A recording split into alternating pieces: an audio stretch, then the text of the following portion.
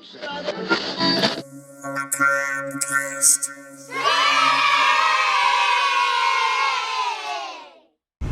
mummy is on the loose, and he's dancing with the devil. You know what that means? It's time for another episode of Macabre Cast.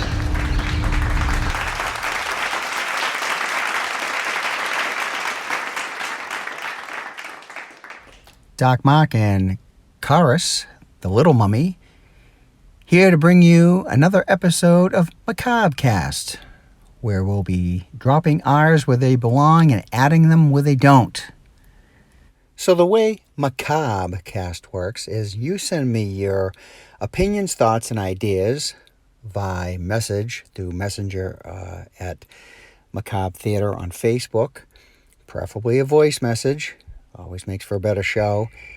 And that's how we stay interactive. That's how we do this show together. Hey, Doc. A lot of people wrote in about Jaws. No voice messages. I'm starting to think if you tell people not to send you a voice message, you'll get voice messages. Yes, Karis. Something like child psychology, I guess. But anyway, yeah, a lot of people wrote in about Jaws. Maybe you should talk about Jaws every week. Yeah, there's still no merch picks. Asked about TV horror movies, too. I guess nobody had a favorite made-for-TV horror movie that they wanted to mention. And nobody talked about or sent in anything about horror records. But yeah, lots of Jaws. Lots of Jaws, Karis. Let's see. We've got Tina from Chicago, right? No, first Grim Kim. Grim Kim writes in, was never afraid of swimming down at White Horse Beach growing up. Same age as you. Oh, are you 35? She wonders now why she wasn't more afraid growing up. She was more afraid of Jason, though, at their lake house, swimming in dark waters. Yeah, that's spooky. Grim's sister bought a place in Wellfleet where a guy was bitten in half, well, by a shark. Well, now she knows why it was so cheap. Michael wrote in, said he was 12 and lived a block away from Winthrop, Mass Beach. Michael did swim in the water, but was quite scared. Tina from Chicago, one day saw Jaws in the theater 10 times. Well, Jaws is 2 hours. That would be 20 hours. Are theaters open that late in 1975? I'm sure maybe they were. In Chicago, they're probably open around the clock. And where she was in the Midwest, she wasn't afraid of the beach because there was no beach. She was probably just trying not to get mugged.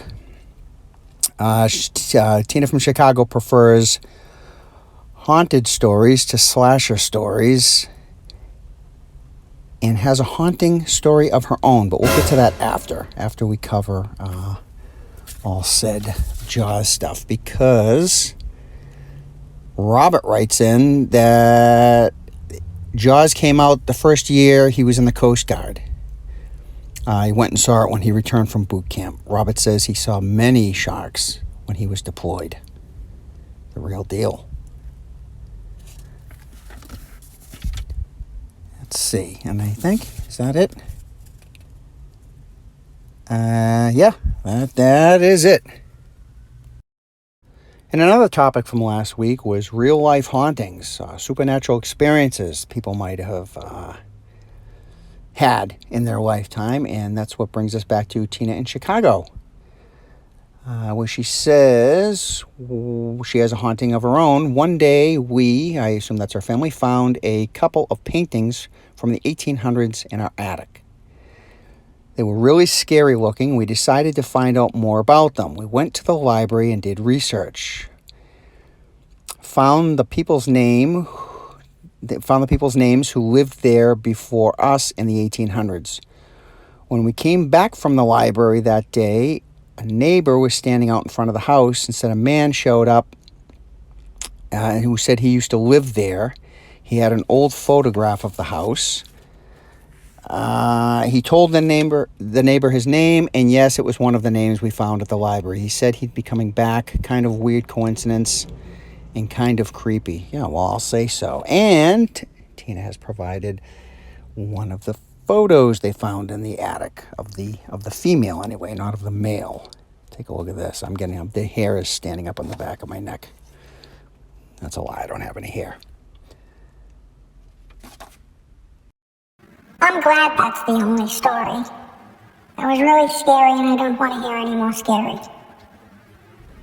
Well, Karis, actually, that's it for this week. That's all I got. So remember, if you want Macabre Cast to work, send me your messages, preferably a voice message. That's how we can interact. That's how we keep this show going and the topics flowing. Your opinions, thoughts, and ideas at Macabre Message on Macabre Theater at Facebook. And until next time, stay ghoul. This is Dark Mark signing off. Until next time.